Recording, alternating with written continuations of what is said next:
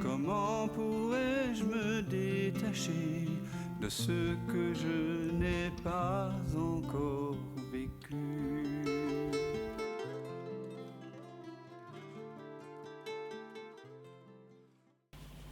Que cette flamme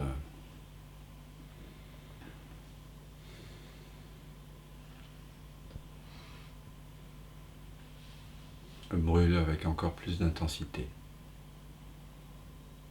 Alors je vais vous inviter tout simplement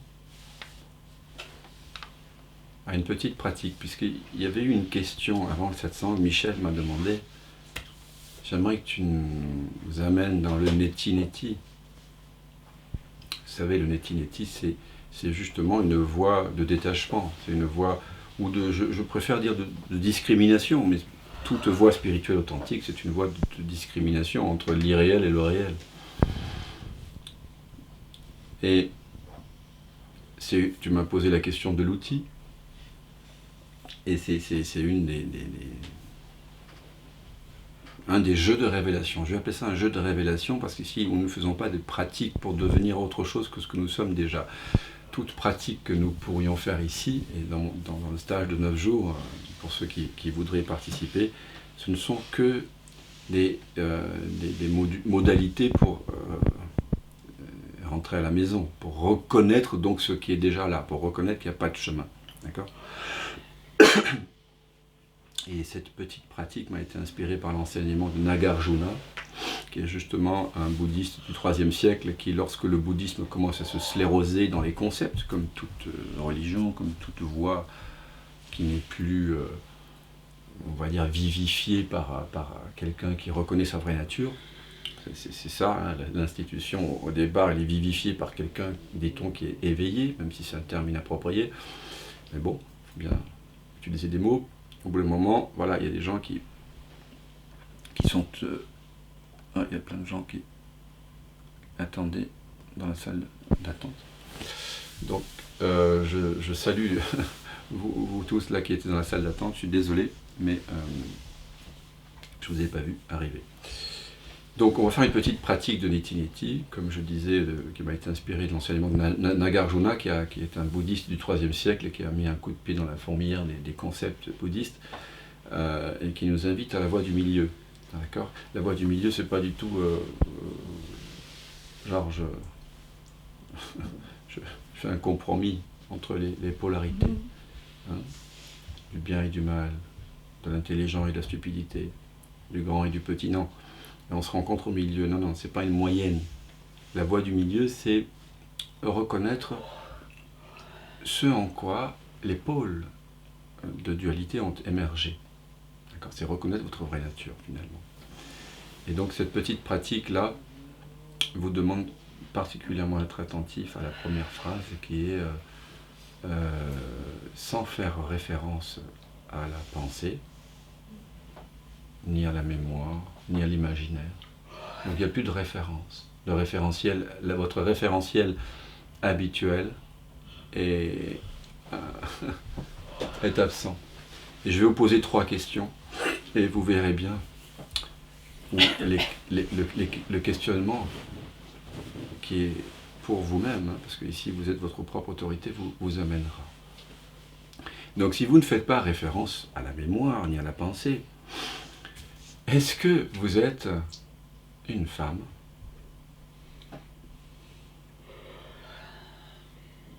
Ou est-ce que vous êtes un homme ?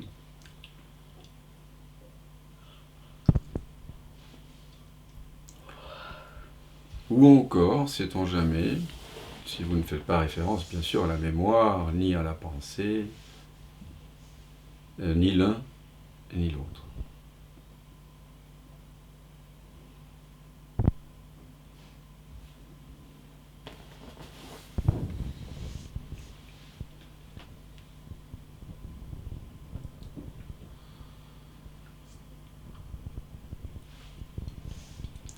Si vous ne faites pas référence à la mémoire ni à la pensée, est-ce qu'en cet instant, il vous manque quelque chose ? Ou est-ce qu'il ne vous manque rien ? Vous êtes archi complet.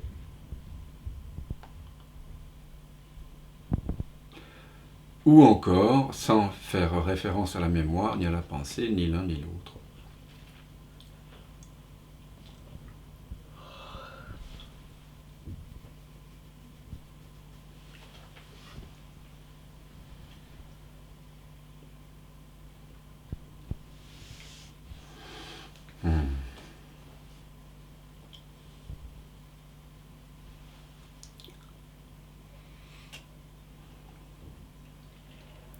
J'aimerais que maintenant chacun choisisse dans son expérience récente quelque chose qui l'a irrité, énervé, ou qui a semblé provoquer une réaction forte en vous, émotionnelle ou gestuelle.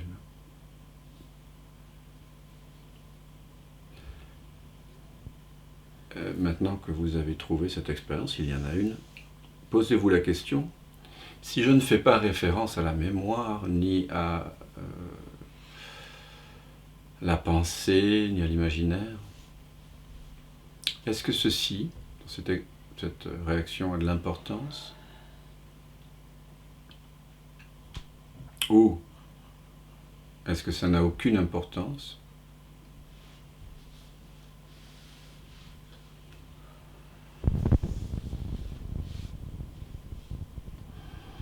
Ou encore, sans la mémoire, sans la pensée, ni l'un ni l'autre.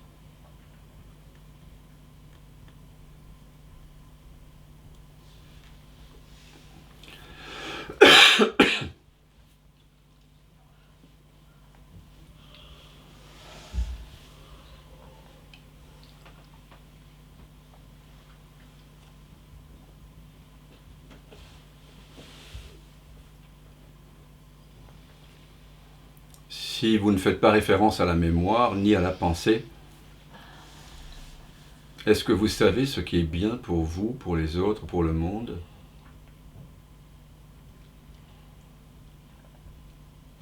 Ou est-ce que vous ne savez pas ce qui est bien pour vous, pour les autres, pour le monde?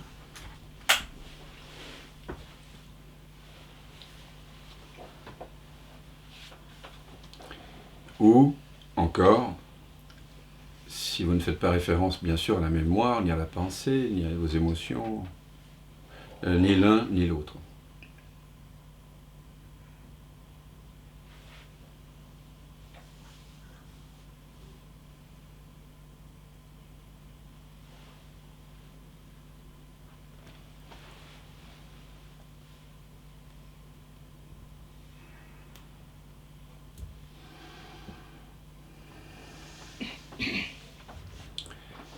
Si vous ne faites pas référence à la mémoire, ni à la pensée, est-ce que vous êtes éveillé à votre vraie nature? Est-ce que vous connaissez votre être? Est-ce que vous vous reconnaissez? Vraiment, vraiment? Ou est-ce que vous êtes ignorant de votre vraie nature? Identifier un personnage, une histoire, ou encore, sans faire référence à la pensée, ni à la mémoire, ni à l'imaginaire, ni aux émotions, ni l'un ni l'autre.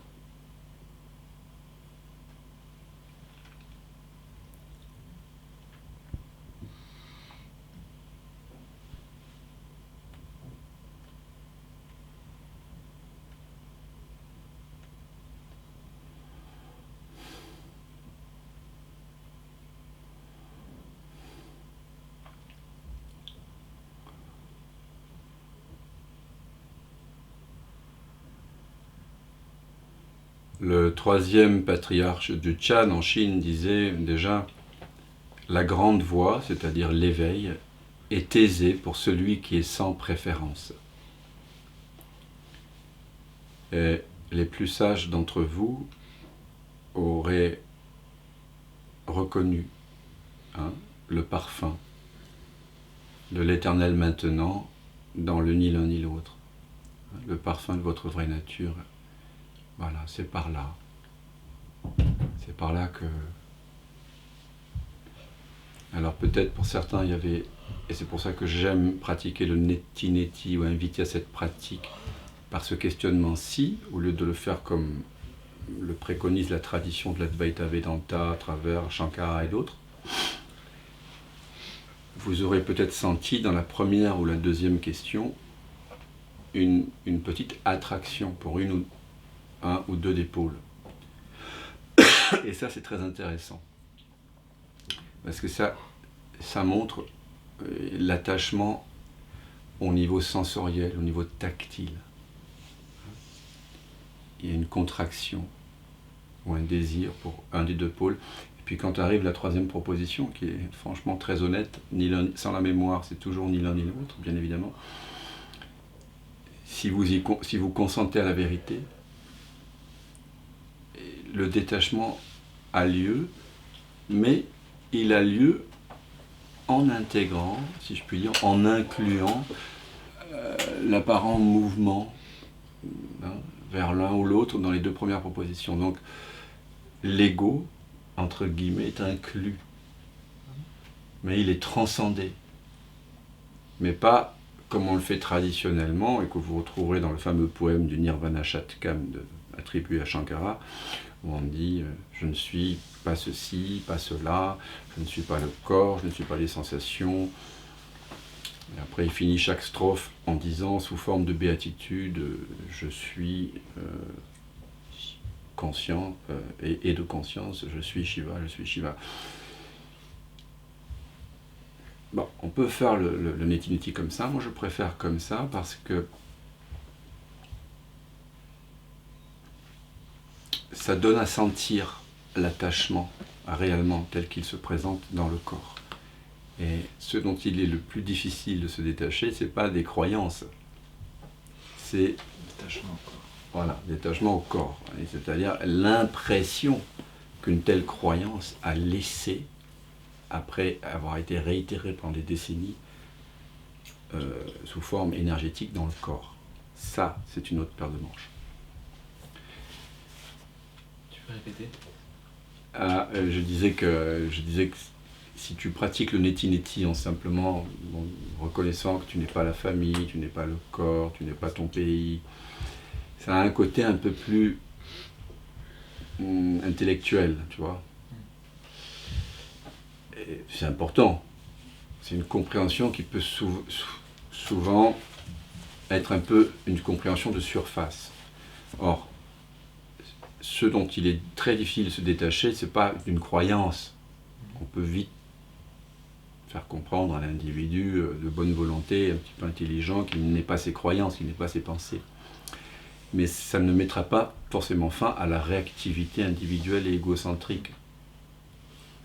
Donc si vous voulez arracher, entre guillemets, la mauvaise herbe complètement, vous savez, il faut aller chercher là. Il ne s'agit pas juste de couper comme ça, vous voyez. Le mental, il est tranchant, mais il faut aller faire ce baiser divin à la racine, mais avec les mains, là, aller chercher jusqu'à la terre. Ah, là, vous tirez. Et cette pratique qu'on vient de faire ici, où je vous propose, est-ce que tu es une femme, est-ce que tu es un homme, si vous êtes pris pour un homme pendant longtemps, le mental va avoir tendance à dire « Ah, mais je suis quand même un homme », hein, et donc il va y avoir une contraction dans le corps. S'il y a encore un ersatz d'identification en vous. Ou si vous dites... et puis après, quand arrive ou ni l'un ni l'autre, ça se détend. Ça se détend. Mais c'est une détente qui vient après avoir embrassé la contraction. Et ça, il y a un côté tantrique dans cette pratique, vue de cette perspective-là. Du coup, c'est plus profond, beaucoup plus profond, à mon sens, que de simplement dire, oui, je ne suis ni un homme, ni une femme. Il y a quelque chose un relâchement qui se produit après avoir un petit peu agrippé, vous savez, comme dans les films, on s'agrippe toujours, il y a toujours une main pour nous retenir, vous voyez. En tout cas, le héros supposé du film, et là non, parce que c'est toujours ni l'un ni l'autre. Donc, et quand vous, dans ce ni l'un ni l'autre, vous disparaissez, comme dans la question « Qui suis-je ?» Et à nouveau, il y a la paix, et à la plénitude, et à la joie de votre vraie nature, qui est revivifiée comme ça.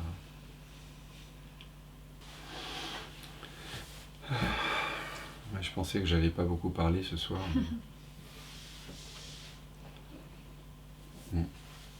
Ça parle, désolé.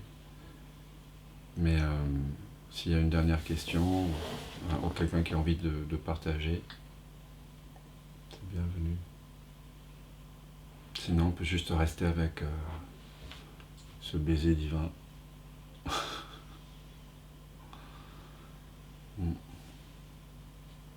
Qui fait que vous sentez, non pas par la mémoire, mais dans votre expérience directe, que chaque sensation présente en ce moment apparaît à 0 cm de vous, de la conscience qui en a conscience. La moindre tension, la moindre zone de chaleur, la moindre densité corporelle, la moindre vibration apparaît à 0 cm de vous, de la conscience que vous en avez. Toutes les vibrations du corps, tout ce concerto sensoriel incessant, c'est comme autant de bulles d'eau qui apparaîtraient à la surface de l'océan. Vous êtes l'océan.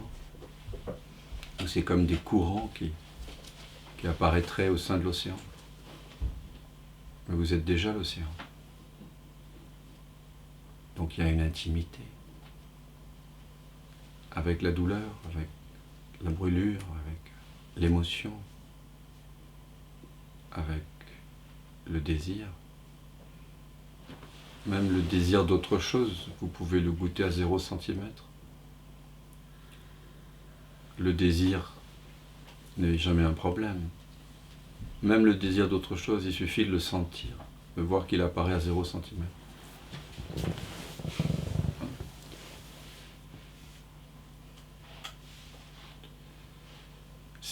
C'est le mental qui est surimposé sur l'expérience qui nous donne l'impression qu'il y a une distance, qu'il y a un temps. Mais c'est pas réel. Le mental, c'est le serpent. C'est ce qui est surimposé.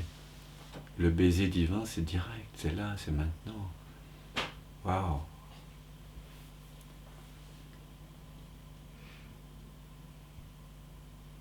On est là. On est là pour vivre ce baiser divin avec chaque chose. Baisons divinement.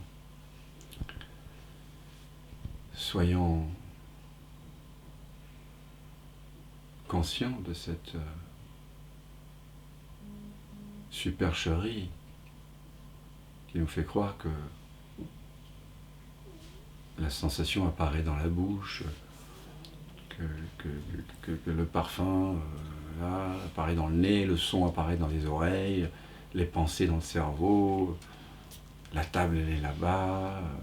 Non. Non. Tout est goûté ici, vraiment, depuis toujours. C'est vraiment évident si vous êtes honnête, que vous prenez un instant pour remettre en question ce que l'on appelle la nature de la réalité.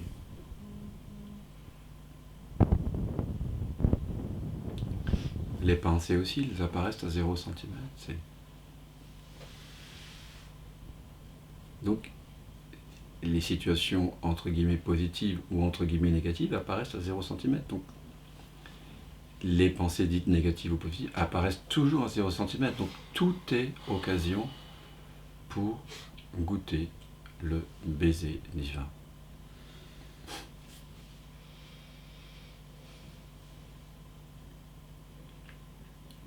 Tout est amour. Voilà, il n'y a pas de séparation. Amour, ici, signifie absence de séparation.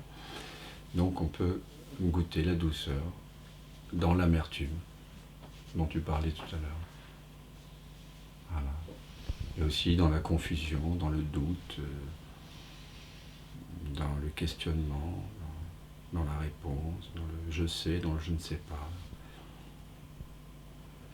Il n'y a absolument rien dans votre expérience qui semble être faite de pensées, de sensations, de goûts, de couleurs, de sons et d'odeurs qui ne puisse être goûté à 0 centimètre. Ça l'est déjà en plus. Ça l'est déjà. Alors n'opposons pas Adi Shankaracharya à Abhinavagupta. N'opposons pas l'Ashtavakra Gita au Vijnana Bhairava Tantra. En tout cas, bien sûr que ce sont des accès qui semblent un peu différents dans le style, mais c'est le même baiser divin, c'est la même reconnaissance.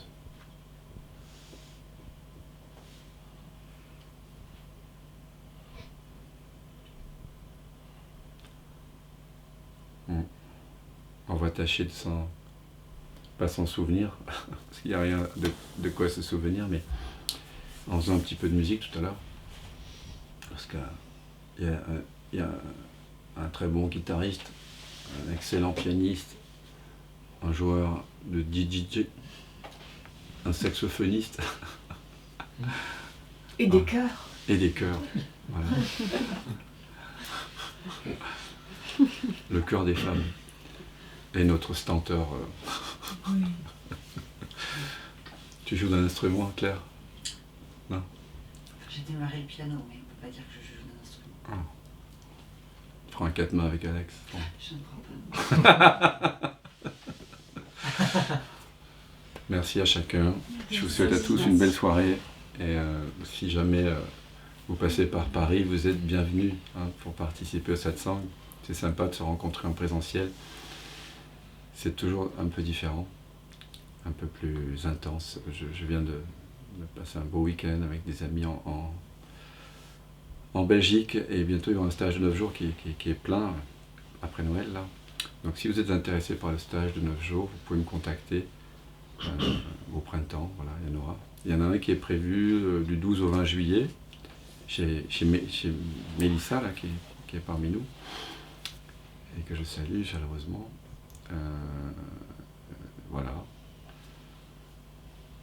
Si jamais vous avez envie d'une séance individuelle, avec moi c'est possible aussi. Ça peut parfois dénouer dans l'instant ce qui n'a jamais été noué. Hein. Voilà, mais ça s'appelle la thérapie non duelle, hein, c'est pas un gros mot, c'est la thérapie essentielle de tous les grands textes de non-dualité.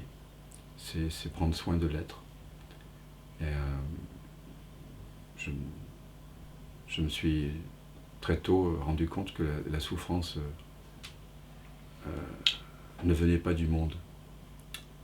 Et j'ai appris auprès de mon maître Frédéric Moreau à dénouer cette impression que la souffrance venait de l'extérieur. Et donc ce qu'on fait en thérapie non-duelle, c'est qu'on invite tous nos atermoiements, toutes nos histoires, tous nos angles morts à remonter justement dans cette présence et dans ce baiser divin, dans cette présence qui guérit, qui est guérisseuse. Guérisseuse de quoi? Guérisseuse de l'impression de séparation, bien entendu. Et donc si vous voulez une séance, momentanément, ou quelques séances, ben, ça peut parfois être profitable pour personne. Mais ce qu'on récolte dans cette investigation, c'est toujours la lucidité. Hein. C'est toujours quand même cette lucidité qui est le cadeau. Et c'est quand même, moi je trouve, quand bien même il n'y a personne, c'est une excellente nouvelle. Justement qu'il n'y ait personne. Ça intensifie. Ça va intensifier ton inspiration musicale, Axel. Alex, il n'en a plus besoin. Si.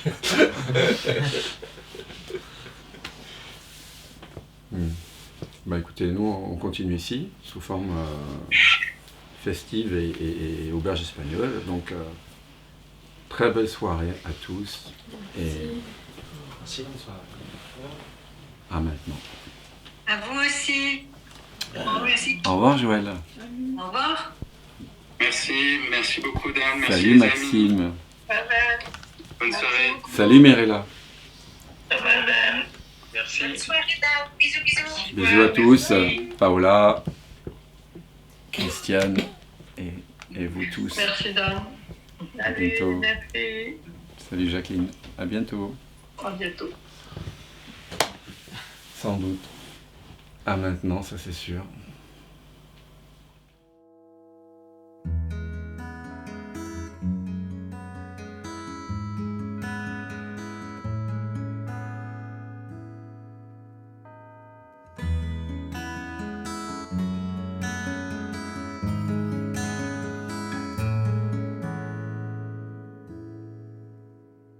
Présence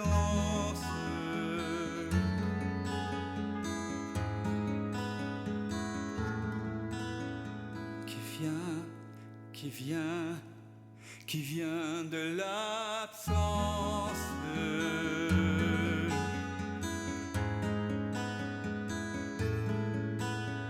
qui se rêve présence, il donne naissance à ce grand rêve qu'est l'univers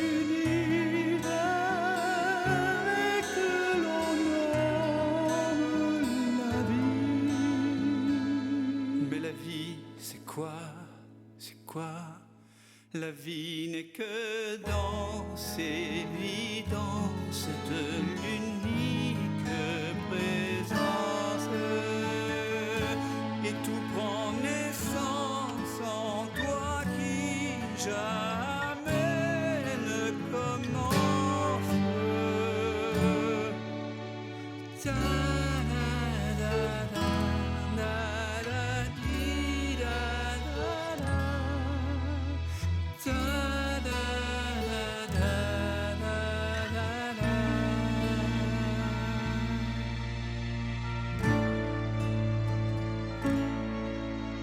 Comme la rose fleurit sans cause, tout se déploie au cœur du virtuose. Je suis, tu es, et ici tous osmose. Je suis, tu es, nous sommes comme elle, faits de la même substance. Présence, c'est vraiment maintenant que ça commence. Je m'émerveille en ce silence, tout naît, tout meurt dans la présence.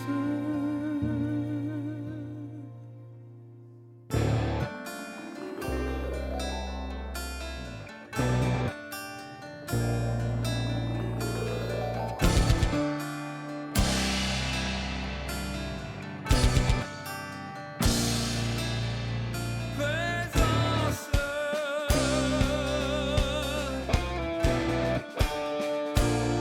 qui vient de l'absence,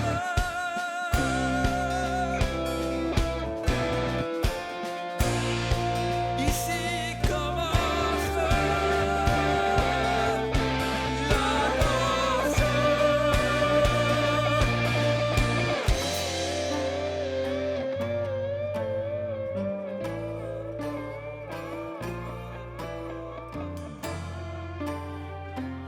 J'ai tant cogné à ta porte pour te connaître, vérité.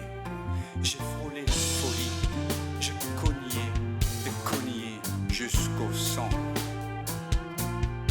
Un jour, la porte s'est ouverte et j'ai su que j'avais frappé de l'intérieur. intérieur. C'est le mystère infini de l'un jouant à être deux pour danser avec lui-même. Tout ce chemin, c'est plaisir, la souffrance. Pour moi que tout ça n'est qu'un rêve immense. Je suis tué et nous sommes comme elle, vêtus de chair d'une drôle d'absence. C'est le jeu de la présence.